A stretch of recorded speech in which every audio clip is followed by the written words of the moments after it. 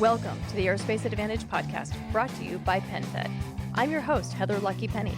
Here on the Aerospace Advantage, we speak with leaders in the DoD, industry, and other subject matter experts to explore the intersection of strategy, operational concepts, technology, and policy when it comes to air and space power. And just a note for our listeners, the views and comments from the Air Force active duty officers here on the Aerospace Advantage are their own and do not represent or reflect the views of the U.S. Air Force or the Department of Defense.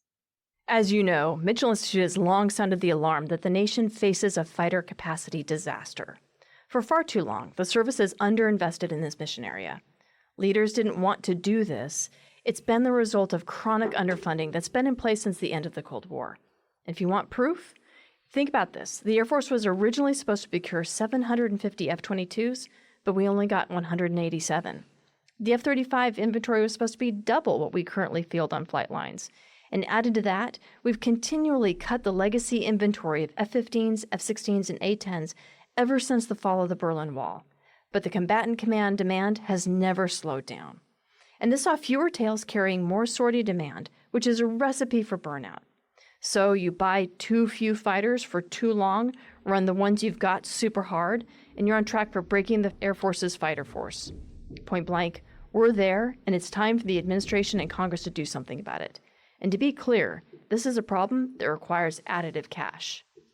There are many voices who have helped carry this message, the need for enhanced Air Force fighter modernization, but few are as important as the Air National Guard.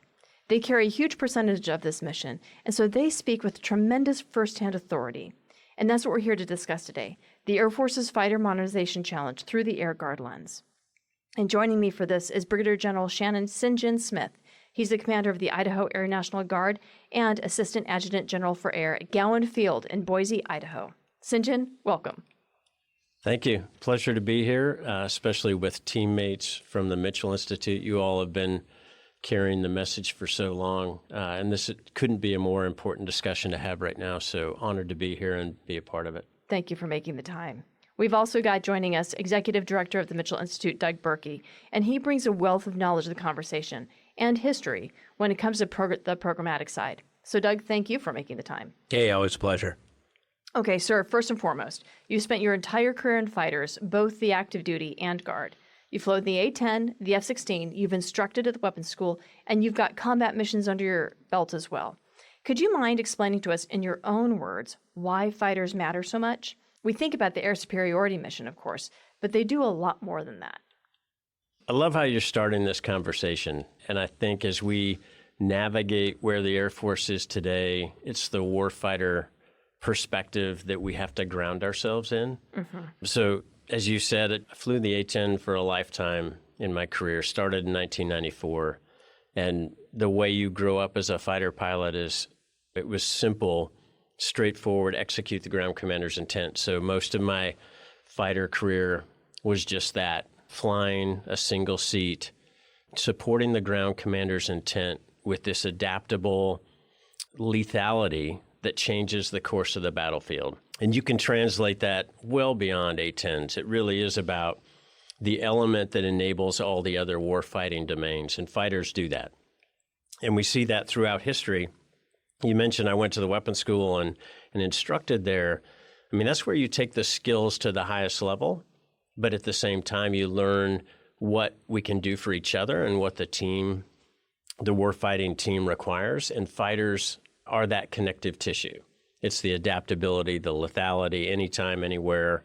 And really, we're a product of that success in the current headlines right now. So flying A-10s for 27 years, you really understand your piece of the puzzle, and then that it takes all of us to get the mission done.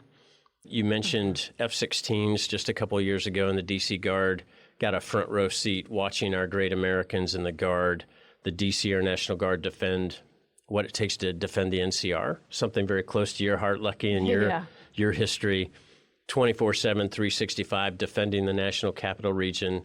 And then just as recent as 2024, those Generation 4 fighters helped defend Israel against Iran in those missile attacks. So fighters are a part of everything we do in the joint force, frankly. Yeah, no, thank you for mentioning that. Doug, I'd like to get from your perspective the value of fighters to the American public. I mean, so often they just think about Top Gun, but tell us more.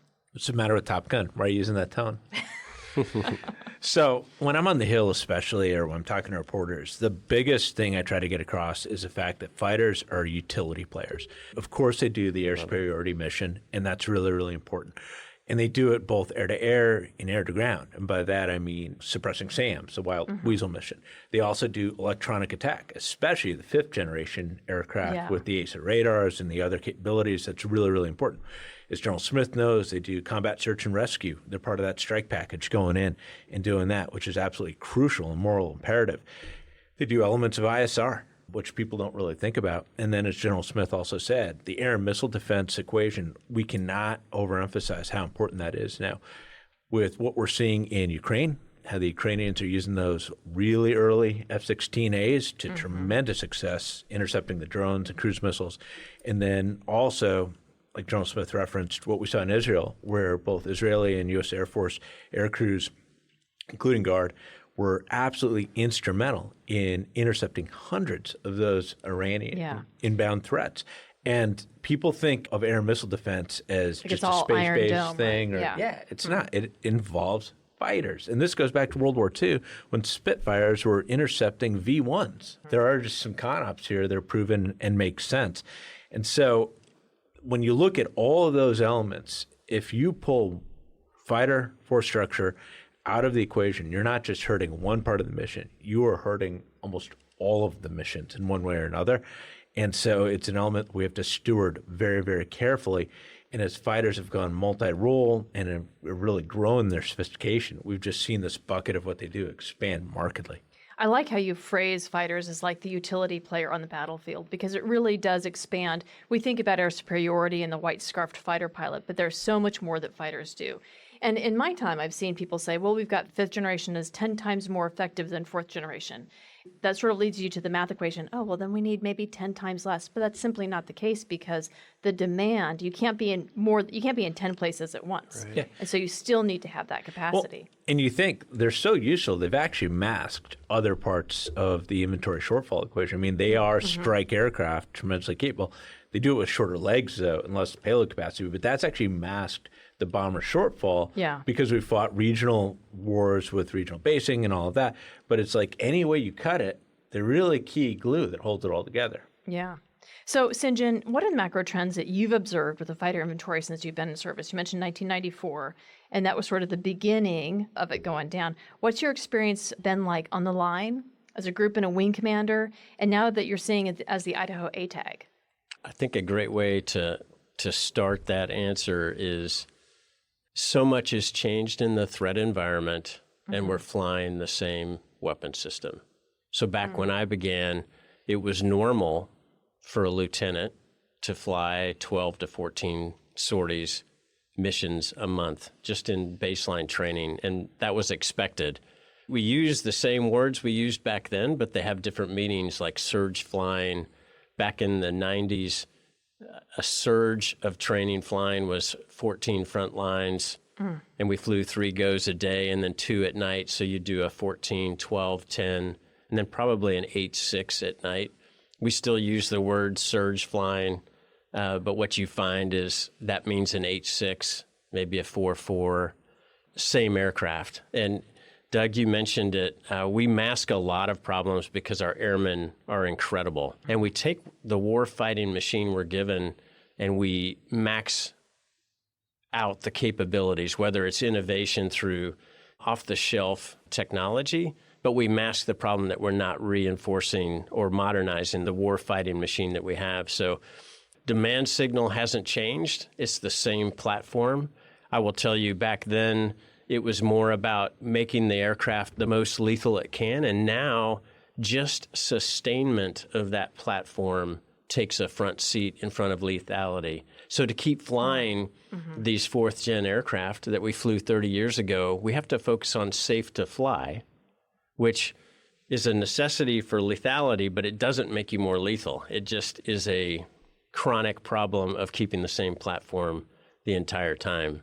So it's remarkable to me that the expectations have only grown and we're a victim of our own success. Every single deployment I was on, you accelerate the use of those aircraft, and yet we've never purchased more aircraft. So it's the same aircraft doing the same thing, building accelerated time, and it's only becoming more of an issue. And we know indisputably that age of aircraft is directly correlated to aircraft availability. So working jet, doing what it should do and available for a pilot to fly, the higher the age, the lower the aircraft availability. Yeah.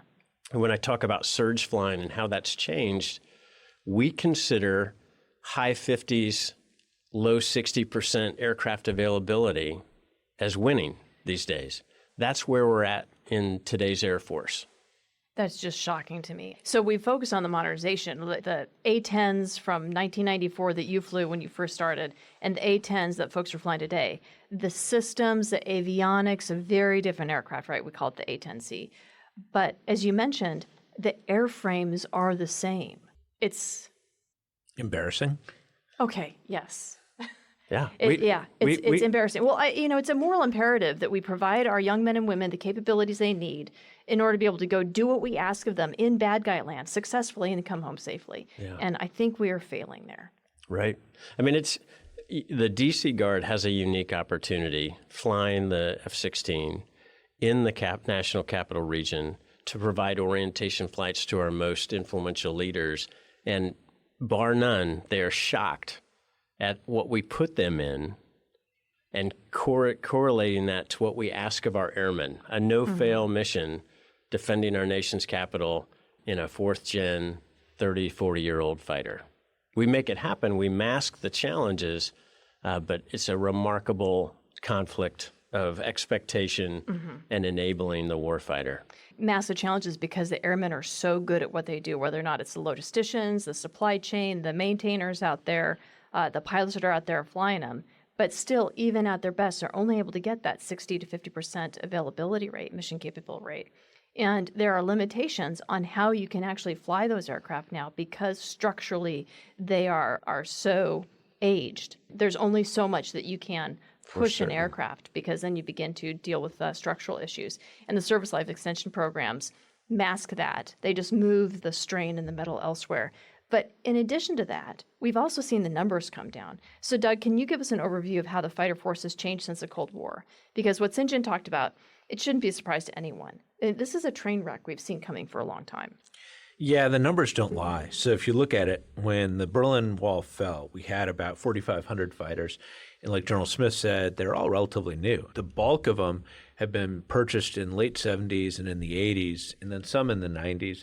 And that really turned over the Vietnam era fighter force of the F-4s and A-7s and things like that. We exited those out. We brought on the new iron. And we did it really, really fast. I mean, we were buying upwards of 200 fighters a year during some of those Reagan years, which is amazing. But the second the Cold War ended, we began cutting the force aggressively. And so it almost came down by half really, really fast. And the problem is that the demand signal around the world did not come down in a corresponding fashion. And so we kept asking more and more and more of fewer and fewer jets, pilots, maintainers, et cetera. And it was a recipe for burnout that executed in slow motion over 30 years. And now we're in a situation where, think about it. In the Cold War, we were worried about one primary threat. Yes, it's a bad threat, but the Soviet Union, one theater. And you had a ton of allies there with their jets. We had shorter lines of communication and resupply and all that, tons of basing.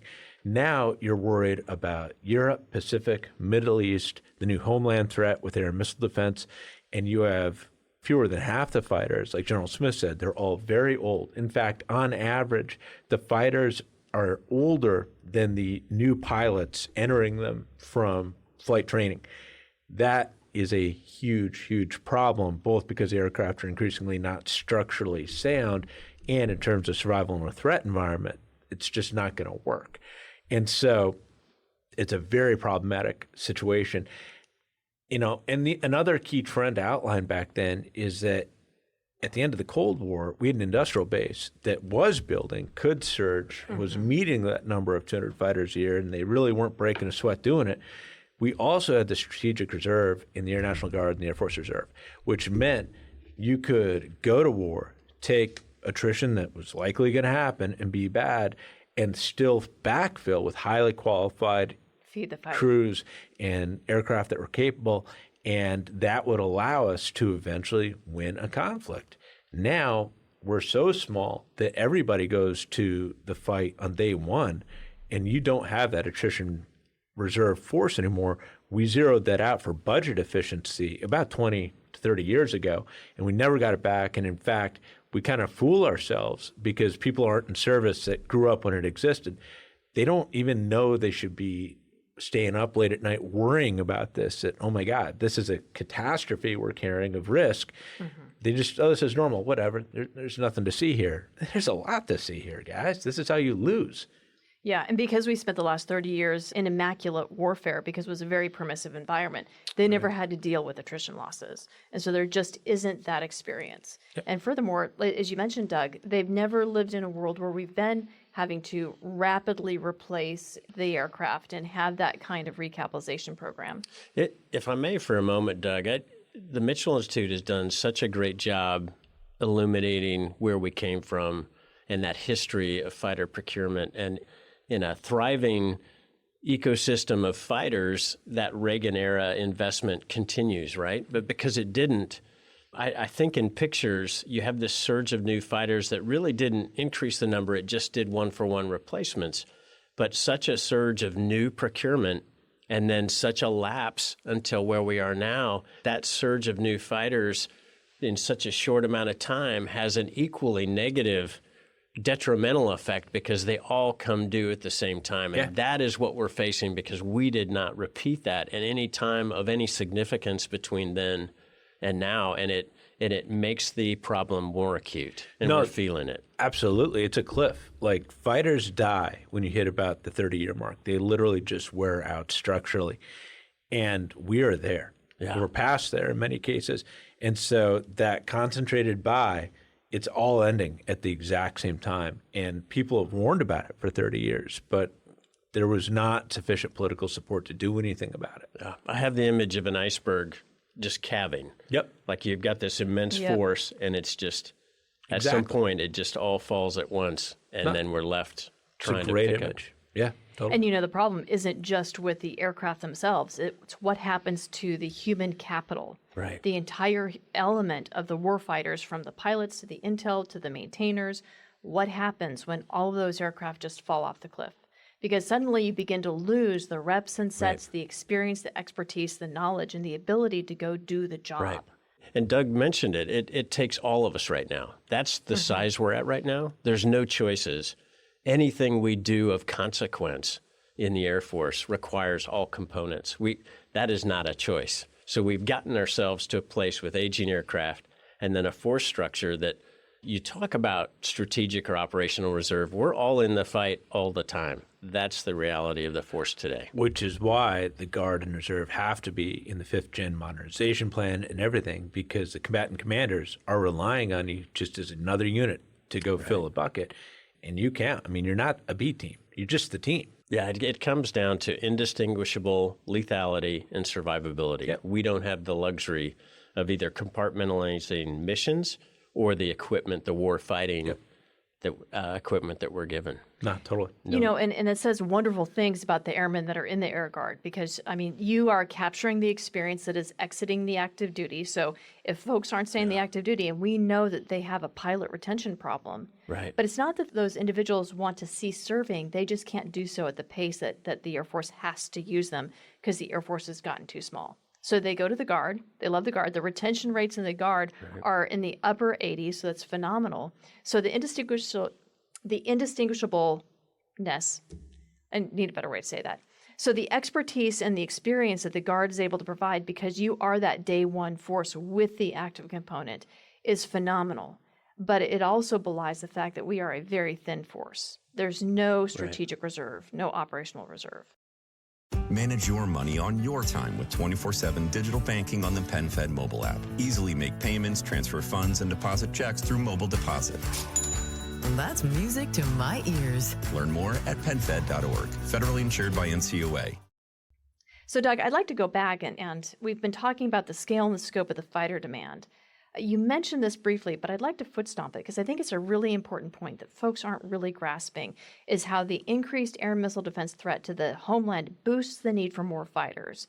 Whether it's discussing the air-based defense mission or protecting the homeland, I think as we look towards the future, the demand for fighters is going to increase beyond what we're currently seeing with the ACA mission. No, it's totally true. And so if you think about it, what's going on right now is that the United States, whether we're talking about forward bases or the homeland, is now subject to the risks imposed by the enemy having a reconnaissance strike complex at scale with precision weaponry that is tremendously long range. Mm-hmm. We've never, ever had to think about that before. In the past, they might not have been able to see us at all. They might not have been able to range us. Even if they could see us and range us, it probably wasn't accurate enough to really impose that much of a threat. Now they can hit us with hurts in very precise ways that only we thought we could fight. And so you take those images from Desert Storm or Kosovo or things they're doing in Iraq and Afghanistan, really immaculate shots and all that.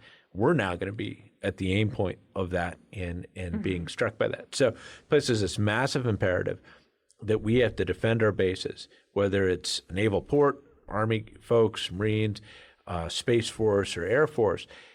We've got to defend those in theater because subject to that kind of threat, we're incredibly vulnerable. And so we've got to do air defense in a way that we haven't had to think about since the Cold War, and we've just kind of assumed we're in this protective bubble, and that doesn't exist anymore. And so almost a World War II-like Battle of Britain surged the Spitfires and Hurricanes. Luftwaffe is coming. We got to go do a direct protect thing. That you're going to see that in theater, and it's going to be protecting against enemy fighters, bombers, cruise missiles, drones, and then there's a whole nother layer of threats with ballistic missiles and things like that. Okay. Homeland-wise, we too are seeing the United States held hostage in that way and under threat, and that's where the current focus on domestic air and missile defense is not wrong. If I were China, one of the first things I would do is launch a mass cruise missile strike against the United States if I was going to do a move against Taiwan, because the homeland holdback for defense would be so significant that we wouldn't have any forces to project power with or defend Taiwan or any other interests in the Pacific. And so it's something that now, you think in the Cold War, we had Air Defense Command with those sets of fighters, which was significant. It was darn near a separate Air Force. And then you had Tactical Air Command, had fighters. You had Strategic Air Command with their fighters. It's because the mission was so big. Now we need to reconstitute that Air Defense Command type capacity, and it has to be able to stay at home when we fight abroad because the threat is persistent towards the homeland. And so when we talk about the requirements that the service is coming up with for fighters, the NORTHCOM requirement has got to be factored as a consistent, steady state requirement that we have to take seriously. We've always given lip service before, but we didn't really take it seriously. So when I look at the number of fighters and I look at that we're less than half where we were at the Cold War, that's a key driver where I think we've got to grow bigger, because not only do we have to think about concurrent demand between Pacific, Europe, and the Middle East, but it's that homeland number is significant, and our borders are big, and the coasts are significant. Right. Yeah. And go ahead. We just got a new national defense strategy, and headline overarching theme is peace through strength. But the most notable priorities, and this is a shift from 2018, we talk differently now. We're focused on a different level of fight, but right now it's homeland and hemisphere. We're going to defend the homeland, and we're going to defend American interests in the Western Hemisphere. And then it's a slightly different approach with China. It's all about peace through strength, not confrontation, yet the expectation is a legitimate, sustainable defense of the first island chain. Well, and I would actually push back, because I think peace through strength requires you to have that strength. You cannot credibly shape the global environment if you don't have the ability to back that up with hard military power. That's not what that shouldn't be our first go-to, but you have to have that credible military power to be able to have that kind of peace through strength. And although the focus is on the Western Hemisphere in this national defense strategy, that might change in the next administration or a follow-on administration. But if the military, if the Air Force does not equip its airmen with the capability and the capacity necessary to adapt, we are at a point now where either we recapitalize our fighter force or we give it up almost entirely. And a major difference between what I'm hearing regarding the global strategic environment, our focus on the Western Hemisphere, but the need for peace of strength, is that over the last 30 years, because we have had the ability to swing almost entire combat capacity from region to region, we've not had to address multiple simultaneous threats or really deal with the Homeland defense requirement at capacity. So despite the NDS, I think we still need to grow. 100%. I think the administration's made it clear we have to negotiate from a position of strength.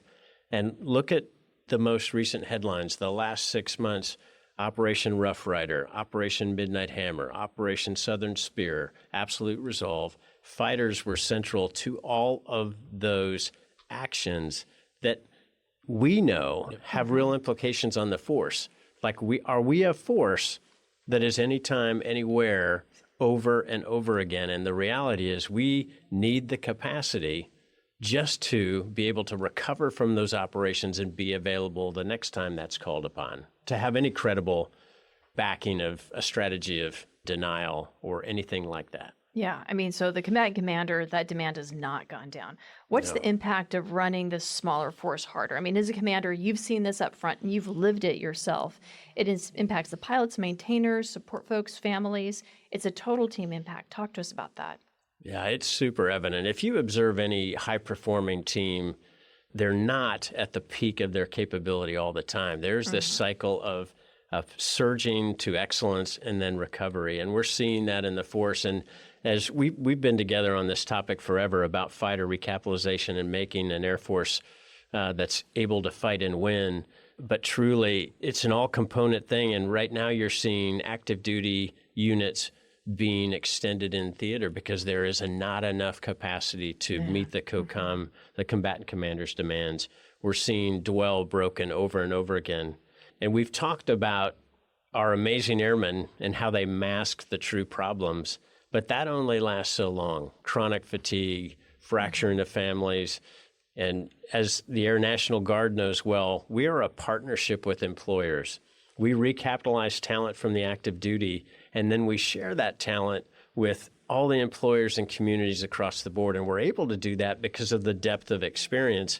But if you call on that over and over again without the ability to recover, eventually the force fractures and you lose. You see the retention issues that we're facing every day today. The other piece I will tell you is airmen really do want to rise to the expectation of our nation's strategy. And the only way that you prepare for a peer conflict is making the time and space for them, the warfighter, to develop tactics and procedures and then get proficient at those. And the demand signal is outpacing any other requirements. We are constantly on mission. It comes at the cost of readiness, and it certainly is a down payment on a failure to meet a peer conflict because we're unable to train at that level just out of sheer bandwidth of not being home to train. Now, and I think I want to jump in at a strategic level too. One of my biggest concerns right now is that we self-deter because we don't have capacity. So we know that China, Russia, North Korea, Iran, they're coordinating right now in a way that we have long suspected was going to happen. Now it really is happening. And they have the ability to create concurrent dilemmas in the different theaters around the globe and have them all hit at the same time. If we have to decide that we're going to disengage in Europe because we got to rush everything into the Pacific and give Russia a free hand in Europe and whatever they want to do, or vice versa, leave Pacific, go to Europe. What are we doing here, guys? That is actually encouraging aggressive behavior by our enemies. And they're playing us right now. I guarantee you, they are playing us and they are purposely exhausting us. And that is when we choose to give up key interests that are going to really burn us in the long run and undermine the country and put more lives at risk, both civilians and service members. And that is where if we want to, it's like what you guys were both saying earlier, if we want to appease their strength, you got to be strong. Right. And right now, we are just deciding how to juggle small force structure to deal with the worst situation, but there's still a lot of bad on the table and kind of brush fires that are going to explode. And we need to tamp it out early, and we're not. We don't have the numbers. Yeah, it's emboldening our adversaries. So, Sinjin, you and I had met several years ago when the Guard started to look at these trend lines. What sparked your interest and motivated folks to begin to work towards a solution? Yeah, I think it's really clear to me, and this may sound cliche, but it's always been about the Air Force. It's always been about this country. It's always been writing for the brand, Team America, Team Air Force. And you know that. Your messaging is about that. It's not a Guard message. It's not a us versus them message. It truly is about believing that we can fly, fight, and win. And I want to be part of a winning team. So our messaging from the very beginning, this grassroots messaging, was all about Air Force top line. We are in an irrational state of decision-making because we are unwilling to apply the resources that match the expectations of our armed forces, specifically the United States Air Force. So passionately, it's not advocating for an individual win by a state or a momentary win. It truly is the beginning of a road that has to continue, this effort to continue to recapitalize and modernize to be on par with, very evidently, in a clear-eyed way, a peer adversary that's outpacing us. Yeah, I mean, once you raise your right hand and you take that oath, I mean, Right. that never goes away. That's a lifetime commitment and passion. And so even though, you started your career in the active duty, that commitment to the airmen across the total force remains. But one of the things that's really different is that now in a Title 32 status, the Guard can say things that the active component couldn't. And so I feel bad about saying this, but I think in many ways the active component Air Force has been, they've been having to cannibalize themselves because they've not gotten the resources that they need, but they can't speak out about that. So there's almost a point where it's become Stockholm Syndrome because they've been doing this for so long. And so I think it's wonderful that the Guard is able to come out and say, nope, we have the ability to speak up, and we feel like it is our obligation to speak up for the benefit of the total force, because ultimately that's for the benefit of the nation. We're in a place that's better than where we've been before, and specifically there's a change in tone with the latest Air Force report that was issued to Congress in August of 2025. And I believe, to your point, Lucky, if we truly have become one team, then there are things that Guard leadership, field commanders, Title 32 can say that active component cannot say, but we're still on the same message. And that is the strength of our Air Force, are the components. We're different, but that diversity makes us stronger. And the Guard can be the most incredible teammate to the Air Force if we can honor the one team, one Air Force, and the indistinguishable lethality and survivability. Like one team, one fight, it takes us all. I think we're in a unique position personally, and it's a shift in the Air Force position where, maybe without saying it, they're asking for more top line. They're showing on some level, still need to talk clear-eyed, but they're talking about the force required, not the force we can afford. And that, to me, is a shift for the Air Force. And if I think we've got the conditions set to raise the DOW top line and thereby the Air Force top line and get after these problems without cannibalizing Air Force. I'm really glad you mentioned that, because so often I hear the Air National Guard concerns over force structure being dismissed because, it's just a jobs problem. They just care about having jobs at their base. That the Guard is too parochial, that's not really connected to national interests. And frankly, that Guard advocacy is going to take meat from the bone of our actual Air Force, of the actual combat forces within the active duty.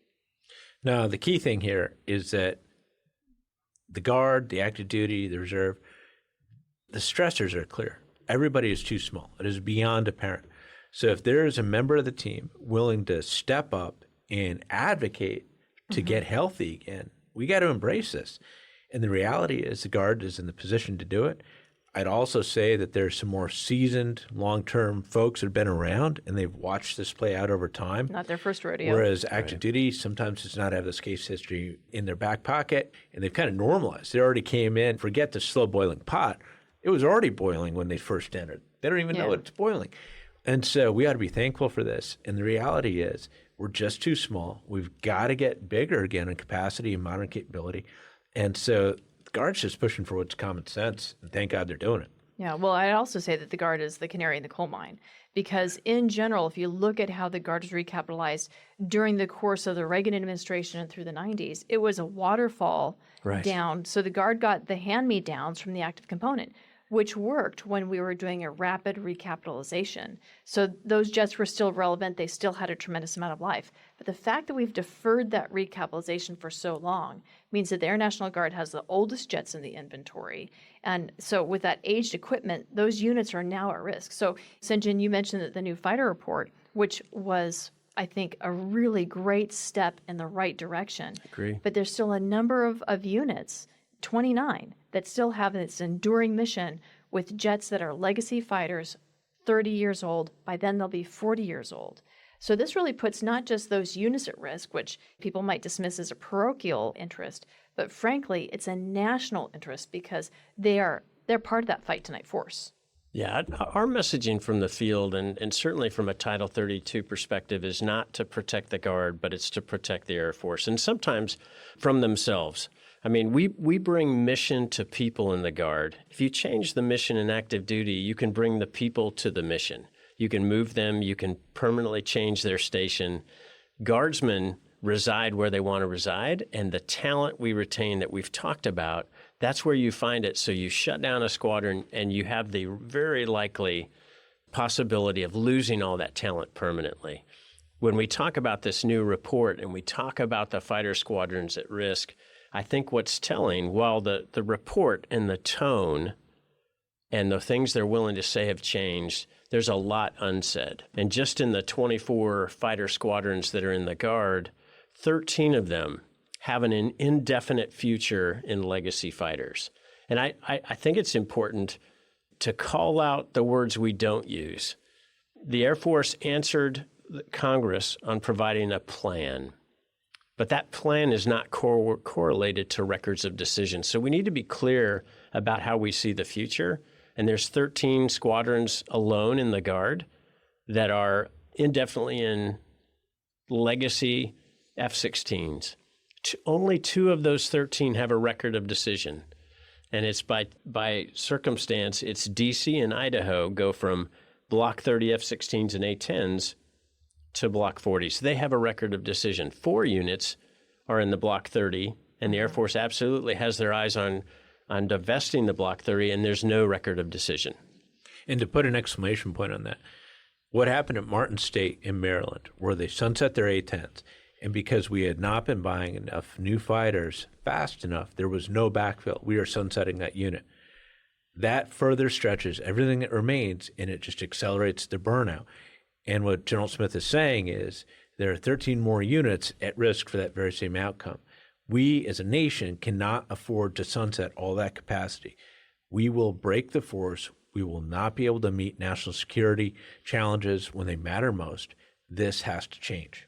We're defending the Air Force. It's just these decisions to close a squadron. It's existential for a Guard unit. It's existential for the Air Force to lose a fighter squadron with all that history and experience. Factually, we have twice the number of maintainers that have more than 10 years of maintenance experience. Factually, that's not a tailored data point.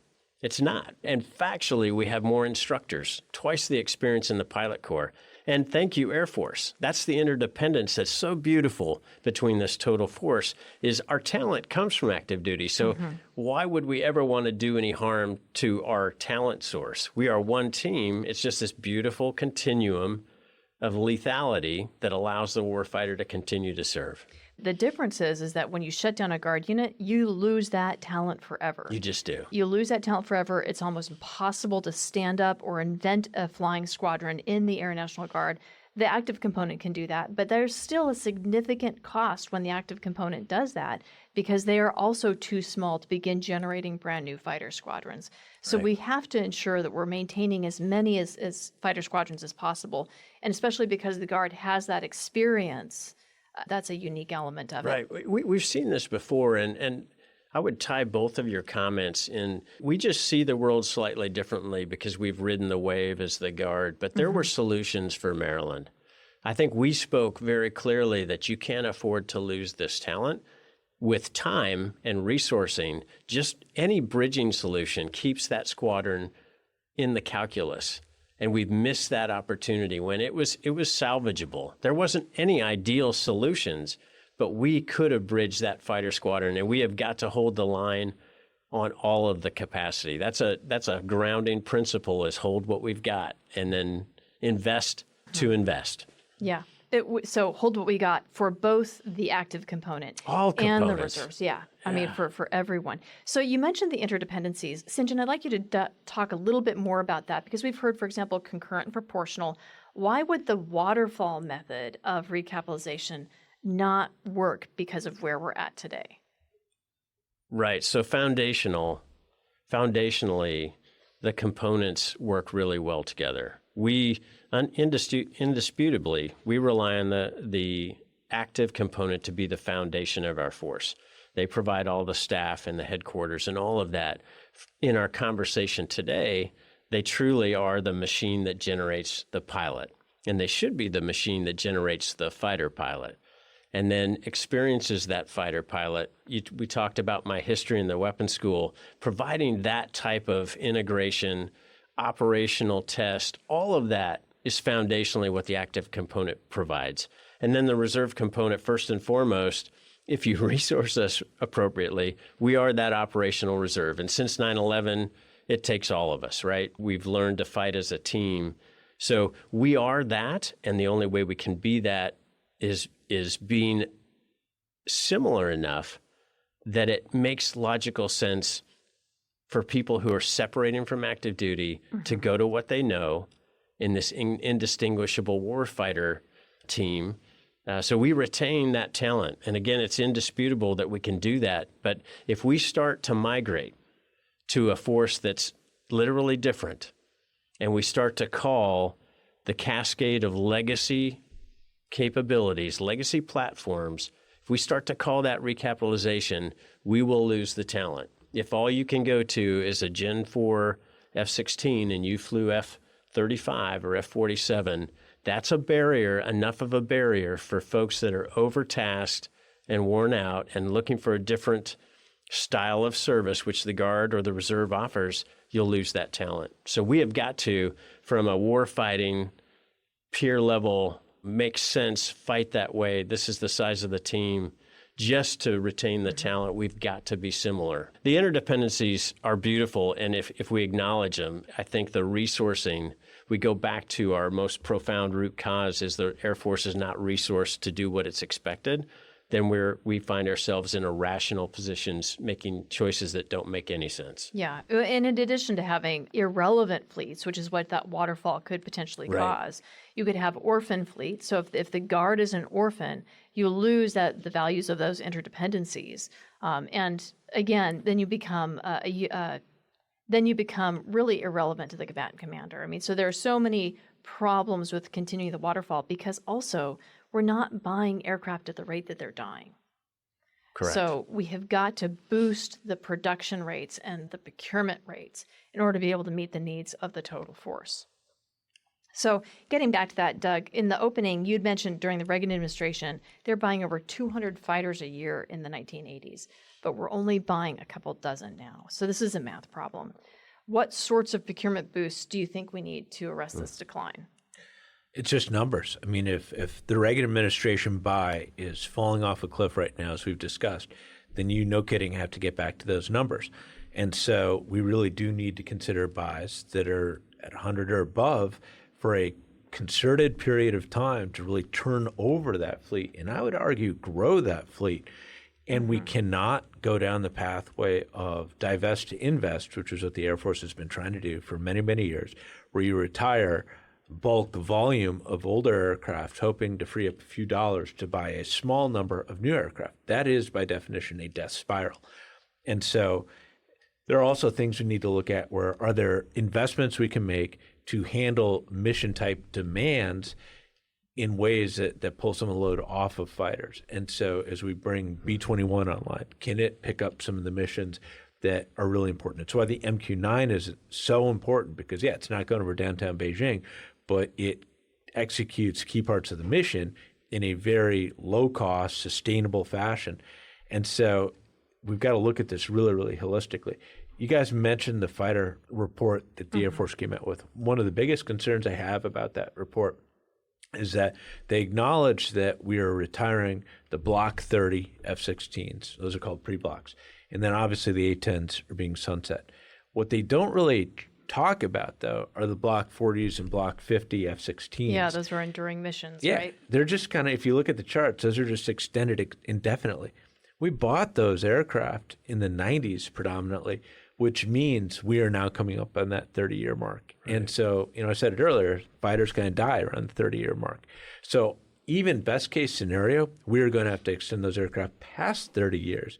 And we are not buying aircraft at a fast enough rate to dig into that. In fact, we don't catch up backfilling those Block 30 F-16s till well in the 2030s. And so we are so far behind the power curve that we are not catching up. It's just getting worse and cascading because, like you said, more of that iceberg is just falling off and we're just going into the ocean here. And the only way, this is truly a problem you got to buy your way out of. You just have to buy more aircraft. Well, the administration has been pretty vocal about the need to boost industrial base output. So the Air Force isn't alone. Yeah, the Air Force isn't alone in being behind the curve when it comes to fighter modernization because most of the Western world is also scrambling to address this same shortfall. And this is really straining the build capacity. And if you take a look at the F-35 line, I mean, that's indications right there. Doug, what are the top things you think could help industry meet a production surge? Yeah, bottom line, government cut back the aircraft production industrial base way too hard for way too long. And in doing so, people sunset infrastructure, they sunset talent. During COVID, we saw a lot of the gray wave. Folks that were in their late 50s or in their 60s, they actually pushed up their date of retirement. So they retired earlier, so we actually lost more than we thought, which then reduces your ability to on-ramp new talent and season them and train them and all of that. So you kind of choke when you're trying to bring on new folks. The best thing we can do right now is to add predictability to the equation. The way you do that in the government funding line is you do multi-year contracts where you lock in and give industry a number to plan against. And what really matters, it's not even the primes, it's the subcontractors that are really your choke points here. It's the mom and pop shops that build widget A, and they're not big. They don't have a huge bank account to just throw down and buy tons of new equipment, or they don't have a deep bench of people to go on-ramp new human capital. So they can only do it at a certain rate.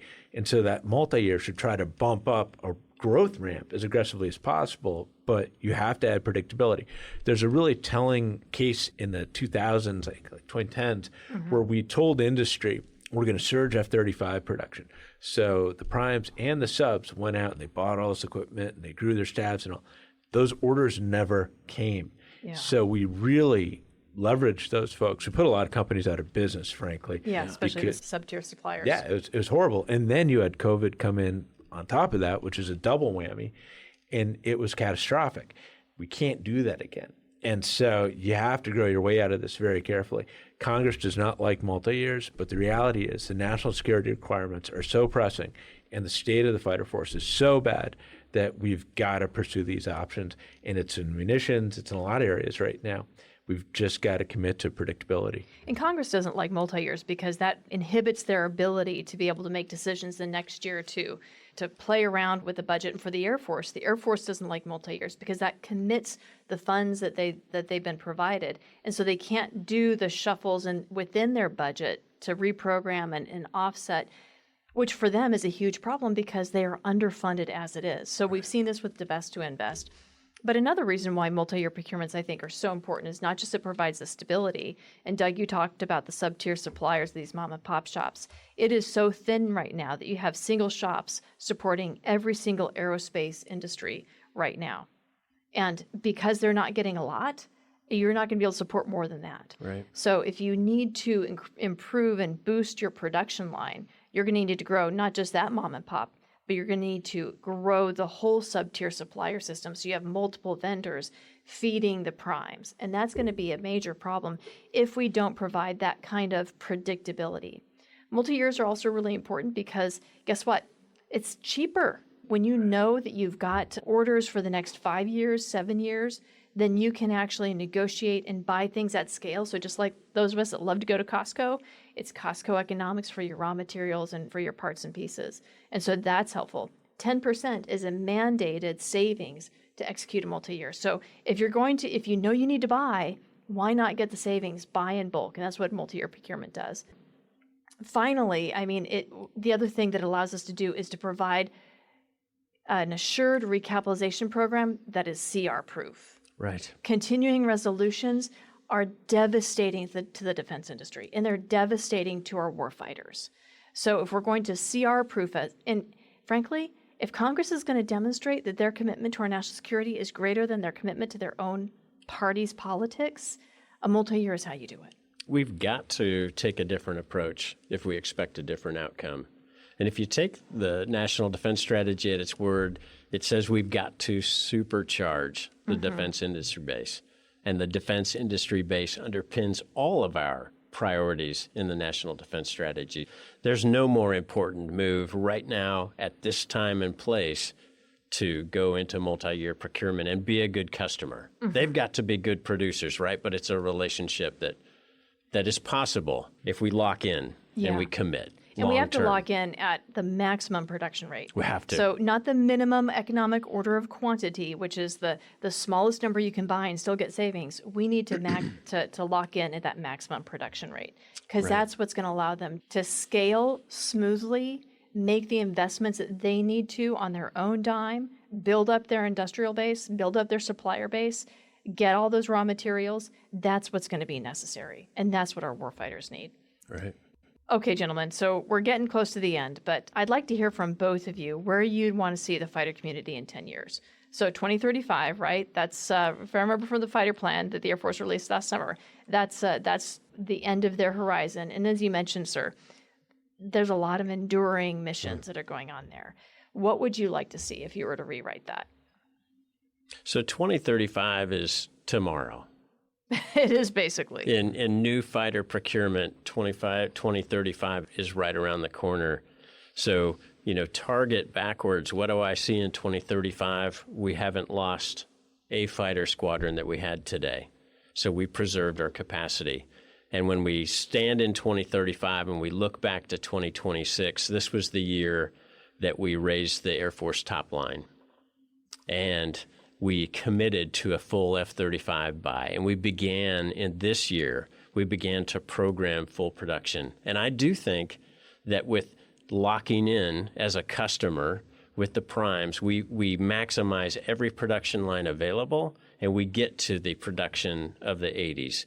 I think we can get to 100 F-35s a year and 24 F-15EXs and any other fighter that's available in production. But that's standing in 2035, we will not have solved all our problems, but we'll have not lost any fighters. We'll have committed to a full F-35 buy that we did many years ago. So 1763, that number, we committed to F-15EX at 330 plus because, as you all know, there's a min fleet size that makes a fighter viable and just managing and sustainment. And we've done all those pieces to begin the fight. 2035, we'll have recapped some fighter squadrons, but we'll be well on the road to converting all of our units and not defining recapitalization as cascading legacy, but into a next-gen fighter. So, Doug, what does good look like in 2035? Okay, exclamation mark and everything General Smith said. But I think what I'd look at, too, to add to it, is we are on the multi-year track where that is how we're buying these fighters. We have not shuttered a fighter line that is currently in production in the United States. The Western world, this isn't just a U.S. problem, but it's an allied problem too. The Western world needs that capacity. We have a viable solution for F-16 Block 40 and 50 recapitalization. F-15Es are in that bucket too. I think the F-35 is a huge part that's got to maximize that fix. The F-47 is hitting its marks. Mm-hmm. It's coming off the line. I think we need to hold on to the F-22, modernize it. It is still a crucial part of the equation until the F-47 is in volume. But even then, we're so small, we've got to maximize what we've got. And I still want to be the favored international supplier of fighters. And right now, if we don't get our act together on the production base, the Allies need these aircraft too, because they took the same procurement holiday. Mm-hmm. They will go elsewhere because they have got to recapitalize or they will fall off a cliff as well. I want the U.S. to be that primary provider because it is good for our alliance, our interoperability, and just the relationships. But that is another reason why we've got to get the industrial base healthy so that they can meet all the orders. Yeah, and if you take a look at it, you see the international world beginning to move towards developing their own fifth-gen fighters. So GCAP's an example, Tempest, et cetera. So, the one thing I would add to that is for F-47, and I know I said, you can't invent a fighter squadron, but you can if it's an associate unit. And so if we don't see F-47s going to individual standalone guard units, what we could see is a stand-up of guard units as an associate unit, classic association, right, to be able to capture the experience that's coming out of the active component. And so that, I think, really just ends up being a virtuous cycle, not a vicious cycle, but a virtuous cycle for the active. Well said. Well, gentlemen, thank you so much for taking the time, for being here. This is a today problem, and we've got to get it solved. So thanks so much. Happy to be here. It's a moral imperative, right, to organize, train, and equip the amazing airmen that are willing to defend our country. And I love this conversation. Thanks for leading the way. No, thanks, guys. Appreciate it. And with that, I'd like to extend a big thank you to our guests for joining in today's conversation. I'd also like to extend a big thank you to you, our listeners, for your continued support and for tuning into today's show. If you like what you heard today, don't forget to hit that like button or follow or subscribe to the Aerospace Advantage. You can also leave a comment to let us know what you think about our show or areas that you would like us to explore further. As always, you can join in on the conversation by following the Mitchell Institute on X, Instagram, Facebook, or LinkedIn, and you can always find us at mitchellaerospacepower.org. Thanks again for joining us, and have a great aerospace power kind of day. See you next time.